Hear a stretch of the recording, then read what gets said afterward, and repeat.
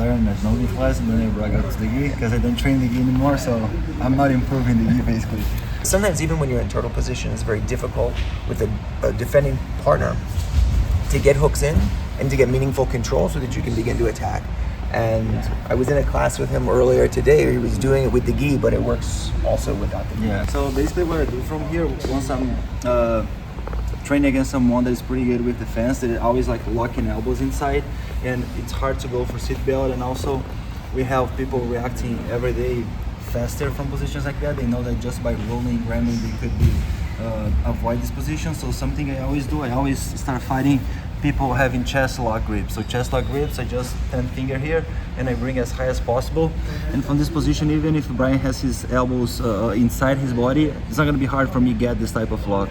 So from here, no matter which direction he rolls, I would be able to follow, and this is one of the advantage from having this type of lock. So right now we have another problem, which is once I have the chest lock and Brian has elbows inside, we don't have much space in here to place the knee inside as we would love to. If I just slide my knee through and I feel I can get it, we would have way more variations from here.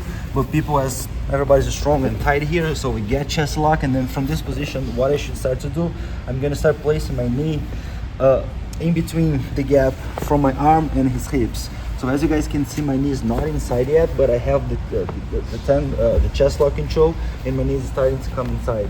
So my job is going to be, instead of cutting my knee all the way in this gap that we have, I'm going to start to keep it very strong, Brian. I'm going to start sprawling against his shoulder. So my idea is going to be slide my butt out there, and then my knee is going to slide easily inside the gap that we have here. So we sprawl, keep it very strong. And then I'm gonna be able to slide my knee inside, and we're gonna face a situation where I have my knee inside, I'm kind of breaking my opponent's down, but not enough, of course, to take the back. And from here, we open because we have our knee inside, and there's no knee and elbow connection anymore. We're gonna have a room right here to place this butterfly hook on this side.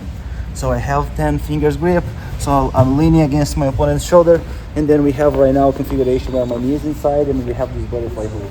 So from this position, even if Brian resists as much as he wants, it's not going to be hard for me to split me an elbow connection and find a spot to play, find a gap to slide my hook in. So I'm going to sprawl both legs away, and then I can come easily slide one hook in. And now you guys know the protocol. If we're able to break them down and go straight to back takes, placing hooks in, fine. Most of the people, they're going to stay turtle. We climb over, and then we start fighting shin to shin. And then from here we have so many variations to place hooks in. Can either wide the upper body and place hook right away, or we can from here just maintain position, go to half a Nelson setups, and then start breaking down in different ways. So it's a very easy setup once we have people that are very strong on top. They are denying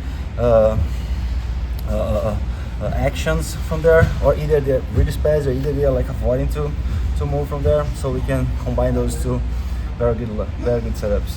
When you're inside, when you're on the bottom and you can get knee elbow connection, you feel pretty solid, and then you feel like you have so many different things that you can do. You can roll over this shoulder, roll over this shoulder. But once you start to sag your weight with the knee on top, like a lot of things change. Even though like I have knee elbow connection, when you start putting the weight out in this direction, you can feel already like so many options get cut off. And then as soon as the knee goes inside,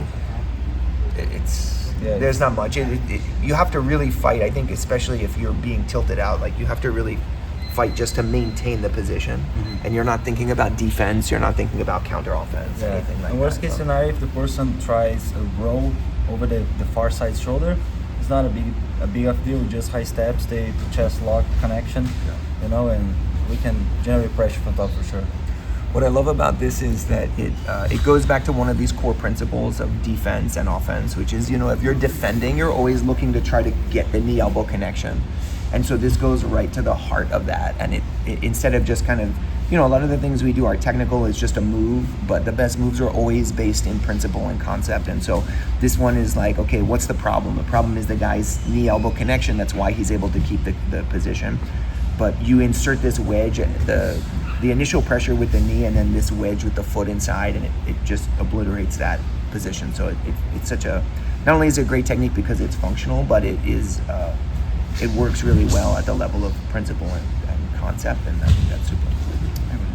Awesome. Thank you so Thanks, much for being Brian. here. So comments, if you have questions, anything like that, please put them down below.